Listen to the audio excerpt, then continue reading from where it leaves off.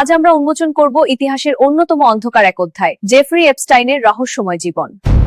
Caribbean সাগরের এক নির্জন দ্বীপ তেপুচেচিনাবে, এখানেই চলত প্রভাবশালীদের গোপন আসর। বিশ্বের ক্ষমতাধর রাজনীতিক থেকে শুরু করে বিলিয়নিয়ার সবার সাথেই ছিল এপস্টাইনের গভীর সখ্যতা। দীর্ঘদিন আড়ালে থাকলেও শেষ রক্ষা হয়নি, বেরিয়ে আসতে শুরু করে শিউরে ওঠার মতো সব গোপন নথি। ন্যায় বিচারের কাঠ গড়াতে হয় তাকে। শুরু হয় এক দীর্ঘ আইনি লড়াই, যা কাঁপিয়ে দেয় বিশ্বকে।